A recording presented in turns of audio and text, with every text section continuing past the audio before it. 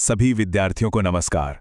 आज हम लोग बात करने वाले हैं बीए या बीएससी थर्ड ईयर के गणित के एक बहुत ही दिलचस्प पेपर के बारे में।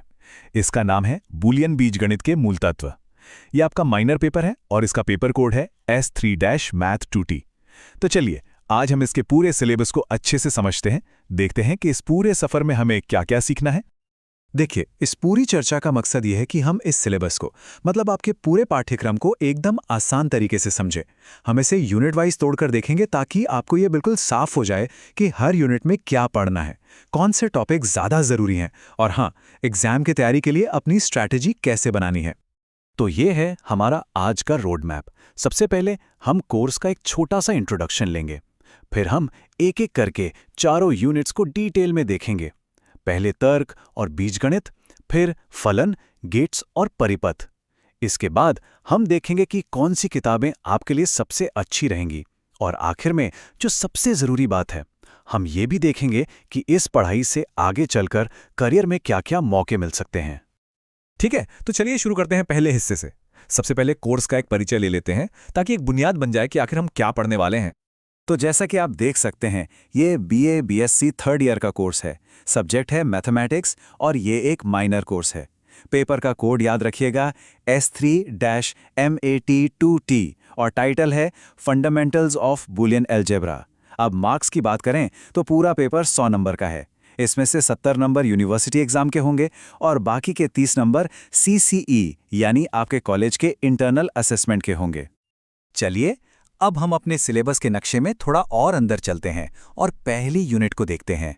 यूनिट 1 का नाम है तर्क और बीजगणित और यकीन मानिए ये यूनिट बहुत ही दिलचस्प है। ये एक तरह से हमें इतिहास से लेकर आज के मॉडर्न अलजेब्रा तक का सफर कराएगी। इस यूनिट को आप समझिए दो मुख्य भागों में बांटा गया है। पहला हिस्सा है भारतीय तर्क यानी इंडियन लॉजिक, जहां हम इसकी जड़ों को समझेंगे, और दूसरा हिस्सा है बूलियन बीजगणित, जो कि आज के कंप्यूटर और डिजिटल इलेक्ट्रॉनिक्स की नींव है। तो पहले भाग में हम थोड़ा इतिहास में जाएंगे। हम भारतीय तर्क की दुनिया को एक्सप्लोर करेंगे। हम देखेंगे कि हमारे प्राचीन दर्शन जैसे कि न्याय, वैशेषिक, जैन और बौद्ध तर्क ने लॉजिक को कैसे देखा, कैसे उन्होंने तर्क वितर्क के नियम बनाए। ये बहुत ही ज्ञानवर्धक होने वाला है। और फिर इतिहास से निकलकर हम सीधे आ जाएंगे मॉडर्न मैथ्स में, यानी बूलियन बीजगणित पर। यहाँ हम सीखेंगे ट्रूथ टेबल्स बनाना, बूलियन बीजगणित की प्रॉपर्टीज को समझेंगे, ड्युअलिटी का सिद्धांत क्या है, डी मॉर्गन्स की थ्योरम कैसे काम करती है, ये सब देखेंगे। और ये कोई मामूली थ्योरी नहीं है। आज आप जो भी डिजिटल डिवाइस इस्तेमाल कर रहे हैं, आपका फोन, आपका कंप्यूटर, वो सब इन्हीं सिद्धांतों पर चलता है। तो पहली यूनिट में तो हमने थ्योरी समझ ली। अब आगे की यूनिट्स में हम देखेंगे कि इस ज्ञान का प्रैक्टिकल इस्तेमाल कैसे होता है। तो चलिए अब यूनिट 2, 3 और 4 पर नजर डालते हैं, जो पूरी तरह से इसके एप्लीकेशन पर आधारित हैं। यूनिट 2 है बूलियन फलन के बारे में, मतलब हम यहाँ बूलियन एक्सप्रेशंस को समझेंगे। हम सीखेंगे कि किसी भी लॉजिकल प्रॉब्लम को अलग अलग फॉर्म में कैसे लिख सकते हैं, जैसे डिसजंक्टिव नॉर्मल फॉर्म या कंजंक्टिव नॉर्मल फॉर्म। और सबसे मज़ेदार हिस्सा है कार्नाफ मैप या के मैप। ये एक कमाल की टेक्निक है जिससे हम बड़े से बड़े एक्सप्रेशन को चुटकियों में छोटा कर सकते हैं, और यही चीज़ आगे जाकर सर्किट डिजाइनिंग में बहुत काम आती है। अब आती है यूनिट 3, लॉजिक गेट्स।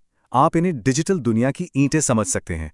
जैसे ईंटों से घर बनता है, वैसे ही इन गेट्स से सारे डिजिटल सर्किट बनते हैं।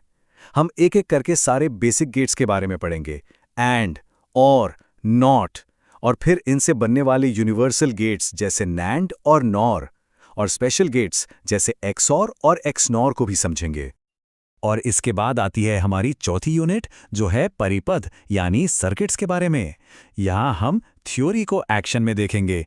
शुरुआत करेंगे दो सबसे बुनियादी तरह के सर्किट से, श्रेणी परिपथ यानी सीरीज सर्किट और समानांतर परिपथ यानी पैरेलल सर्किट। दोनों में क्या फर्क है, करंट कैसे बहता है, ये सब समझेंगे। पर बात यहीं खत्म नहीं होती। इसी यूनिट में हम कॉम्बिनेशनल सर्किट्स के बारे में भी जानेंगे। हम सीखेंगे कि कैसे लॉजिक गेट्स को जोड़कर एडर और सब्ट्रैक्टर जैसे सर्किट बनाए जाते हैं। सोचिए, जो कैलकुलेटर जोड़ घटाना करता है, उसके पीछे का लॉजिक आप खुद डिजाइन करना सीखेंगे। तो ये था हमारे सिलेबस का पूरा खाका। अब जब रास्ता पता चल गया है, तो ये भी देख लेते हैं कि इस सफर में हमारे साथी कौन होंगे, मतलब कि हमें कौन कौन सी किताबों से मदद लेनी है। ये देखिए, ये कुछ टेक्स्ट बुक्स हैं जो आपके कोर्स के लिए रेकमेंड की गई हैं।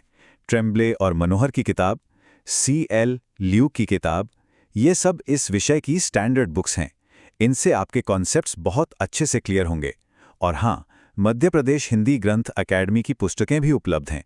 जो विद्यार्थी हिंदी में पढ़ना पसंद करते हैं, उनके लिए ये एक बहुत अच्छा रिसोर्स है। टेक्स्ट बुक्स के अलावा कुछ रेफरेंस बुक्स भी हैं। अगर आपको और ज़्यादा गहराई में जाना है या अलग-अलग तरह के सवाल हल करने हैं, तो ये किताबें आपकी बहुत मदद करेंगी। जैसे सेम्योर लिपशुट्स की जो शॉम्स आउटलाइन सीरीज़ है, वो प्रैक्टिस के लिए बहुत ही शानदार मानी जाती है। इसमें आपको ढेरों सॉल्व्ड एग्जाम्पल्स मिल जाएंगे। चलिए, अब हम अपने डिस्कशन के आखिरी पड़ाव पर पहुंच गए हैं। अब बात करते हैं मूल्यांकन की, यानी आपके एग्जाम पैटर्न की, और सबसे ज़रूरी भविष्य की, कि ये सब पढ़ने के बाद करियर में क्या संभावनाएं हैं।